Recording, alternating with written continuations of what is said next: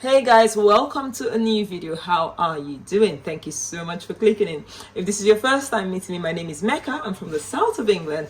I grow most of my vegetables, and once upon a time I was diagnosed with fibromyalgia and chronic fatigue syndrome, and thanks to God and eating life-giving foods, I healed my body.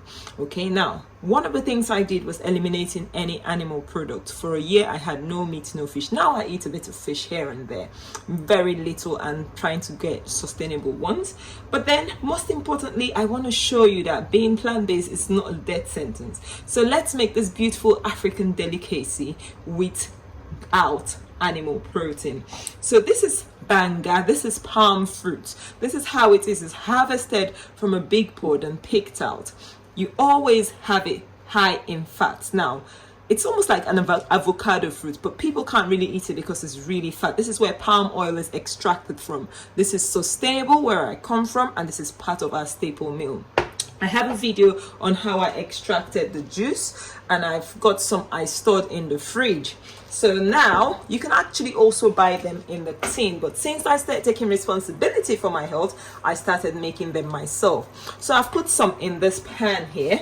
I want to go ahead and start cooking this. This is a really quick meal as well, which is a plus. Okay, so my mushrooms, I had steamed them previously, this shiitake.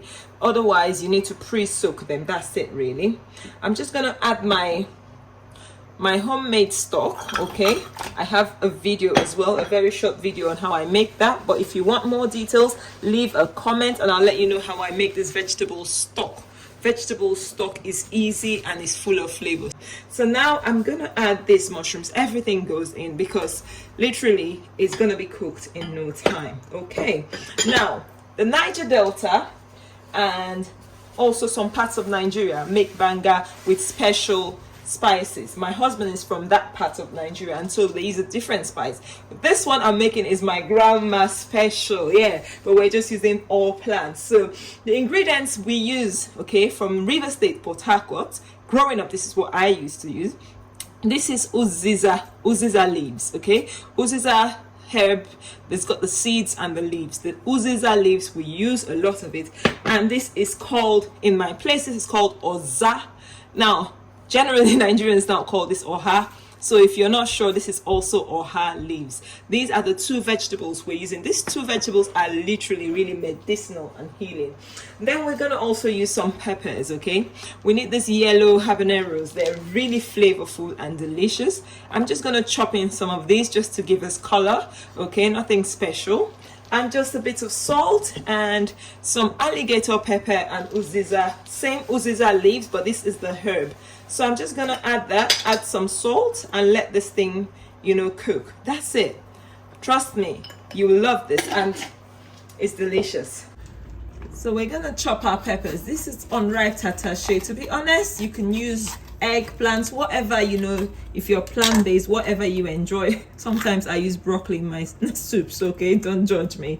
That's just what I have to hand, and I actually enjoy it. So I'm gonna use these today to give it a good garnish and also flavor as well, but traditionally these were not used. All right,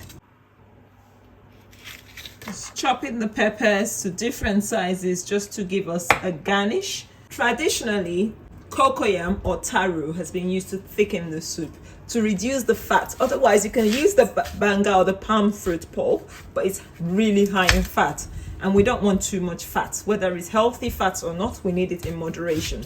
So I am going to be using yams. Yeah, yams are a good substitute as a thickener. It's also grain-free. So I'm just gonna chop this up and blend.